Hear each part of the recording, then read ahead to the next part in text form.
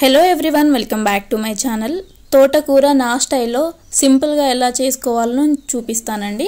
కడాయిలో ఇప్పుడు 3 table spoon oil పోసుకున్నాను 1 kg తోటకూర కోసం. ఇందులో ముఖ్యంగా కావాల్సింది ఎండుమిర్చి. దీంతోనే చాలా టేస్టీగా చాలా ఫ్లేవర్గా వస్తుందండి కర్రీ. ఎండుమిర్చి నేను ఒక 5-6 తీసుకున్నాను. ఇలా చిన్న చిన్న పీసెస్ లాగా కట్ చేసుకొని పోపులో వేసేసుకున్నాను. ఇంకేమి వేయకూడదు, ఇవి మాడకూడదండి. మంచిగా ఫ్రై, మంచి స్మెల్ వస్తుంది కదా, అప్పటి వరకు ఇది ఫ్రై చేసేసుకోవాలి. ఇప్పుడు పచ్చిమిర్చి వేసుకుంటున్నాను. ఈ పచ్చిమిర్చి కొంచెం కారం తక్కువగా ఉన్నాయి కాబట్టి నేను ఎక్కువగా వేసుకుంటున్నాను. ఇందులో పచ్చిమిర్చి, టొమాటో అంతేనండి. ఆనియన్స్, వెల్లుల్లి, ఇలాంటి అల్లం వెల్లుల్లి పేస్ట్, పసుపు ఇవేమి వేయకూడదు. సింపుల్గా ఉంటుంది, సింపుల్గా అయిపోతుందండి. మంచిగా ఫ్రై చేసుకుంటూ ఉండండి, మంచి కలర్ చేంజ్ అయ్యే వరకు. కొంచెం సాల్ట్ కావాలంటే సాల్ట్ వేసుకోండి, తొందరగా ఫ్రై అవుతుంది. మధ్య మధ్యలో కలుపుతూ మంచిగా ఫ్రై చేసుకోండి. ఆకుకూరలు ఎప్పుడైనా చేసేటప్పుడు సాల్ట్ అనేది చాలా తక్కువగా వాడాలి. సాల్ట్ కొంచెం ఆకుకూరలలో సాల్ట్ అనేది చాలా తక్కువగా పడుతుంది. మీరు చూసి వేసుకోండి. కలవకపోతే మళ్ళీ తర్వాత వేసేసుకోవచ్చు, కానీ ముందే వేసుకుంటే ఉప్పు అనేది ఎక్కువ అయిపోయి తినలేకపోవచ్చు. ఇప్పుడు ఇవి కొంచెం ఫ్రై అయ్యాయి కదా, ఇందులో కొంచెం టమాటాలు వేసుకోండి. నేను పెద్ద సైజ్ 2 టమాటాస్ కట్ చేసుకొని వేసేసుకున్నాను.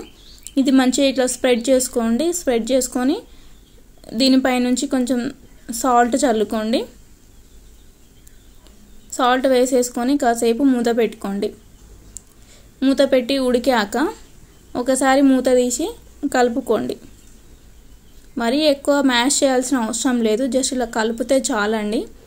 ఇవి ఉడకకపోయినా పర్లేదు, ఒక 50% కుక్ అయితే చాలు. అలా అని మొత్తం ఇప్పుడే కుక్ అవ్వాలని ఏం లేదు. ఇవి కొంచెం ఉడికిపోయాక మనం ముందుగానే కట్ చేసి పెట్టుకున్నాం కదా తోటకూర, మంచిగా వాష్ చేసుకోవాలండి. ఎప్పుడైనా తోటకూరలో పువ్వు వస్తే కర్రీ టేస్టే పోతుంది, ఫ్లేవర్ అనేది రావద్దు. ఇప్పుడు ఈ తోటకూర కడిగి పెట్టుకున్న తోటకూరని ఇందులో వేసేసుకోవాలండి. మొత్తం చూడండి, నేను ఎంత తీసుకున్నాను తోటకూర, చాలా అంటే చాలా ఎక్కువగా తీసుకున్నాను. నేను కేజీ అన్నా కానీ కేజీ కంటే ఎక్కువనే ఉంటుందండి. ఇది ఇంట్లో పండిన కూర, బయట నుంచి తెచ్చింది కాదు. నేను కరెక్ట్ వెయిట్ అనేది చెప్పలేను, ఇది కేజీ కంటే ఎక్కువనే ఉండొచ్చు. ఇలా ఉన్న ఆకు అంతా ఇందులో వేసేసుకొని మంచిగా కలపకూడదు, వేసుకొని మూత పెట్టేసుకోవాలి. మూత పెట్టేసుకొని ఒక 10 to 15 minutes high flame are medium ఫ్లేమ్లో ఉడికించుకున్నాక ఇట్లా వాటర్ అనేది రిలీజ్ అవుతుంది. చూడండి, ఇప్పుడు టమాటా మొత్తం కింద ఉడకలే కదా, ఈ 10-15 minutes ఉడికిన టైంలో ఆ టమాటో కూడా కుక్ అయిపోతుందండి, ఉడికిపోతుంది మెత్తగా. ఇప్పుడు ఇదంతా కలిపేసుకొని మళ్ళీ మూత పెట్టుకోండి. లేకపోతే మీరు ఇలానే కావాలంటే ఇలానే ఉడికించుకోండి, ఈ వాటర్ అంతా పోయే వరకు. కానీ మధ్య మధ్యలో కలుపుతూ ఉండండి. ఇప్పుడు ఒకసారి మూత పెట్టేసుకుందాం. మూత పెట్టేసుకున్నాక చూడండి, ఇంకొక 10 minutesకి ఇలా అయిపోయింది. అయినా కూడా వాటర్ అనేది ఇంకా తగ్గలేదు, ఇంకా రిలీజ్ అవుతూనే ఉంది వాటర్ ఆకుకూరలో నుంచి. ఎప్పుడైనా ఆకుకూరలు ఎక్కువగానే తీసుకోవాలండి, ఇంకేం చెప్తలేను. చూడండి ఎంత వాటర్ అనేది రిలీజ్ అవుతుందో. మనం వీక్లీ 2 అయినా తీసుకోవడానికి ట్రై చేయాలి ఆకుకూరలు, ఎందుకంటే ఆకుకూరలో పోషకాలు ఎక్కువగా ఉంటాయి. మీరు నాన్ వెజ్ ఎంతలా తింటారో ఆకుకూరలు కూడా అంతే హెల్దీ అండి. మనకి నాన్ వెజ్ తింటే ఏమో మనకు ప్రోటీన్స్ వస్తాయి, ఇమ్యూనిటీ పెరుగుతుంది అని చెప్పేసి అంటారు. వాటికంటే పప్పులు ఆకుకూరలోనే ఎక్కువగా ఉంటాయండి. ఈ వాటర్ చూడండి ఎంత, నేను ఇప్పుడు ఇది పెట్టేసి ఒక 40 minutes అవుతుంది. 40 minutes నుంచి ఉడుకుతూనే ఉంది. కర్రీ అయిందని ఎప్పుడు తెలుస్తుందంటే అడుగుకి వాటర్ ఉండొద్దండి.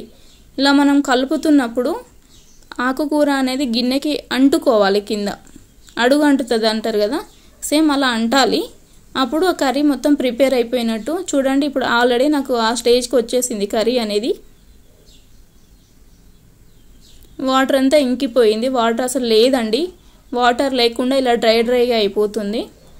అప్పుడు మనం సాల్ట్ చెక్ చేసుకోవాలి ఒకసారి. సాల్ట్ చెక్ చేసుకొని సాల్ట్ సరిపోతేనేమో ఓకే, కావాలనుకుంటే ఇంకొంచెం సాల్ట్ యాడ్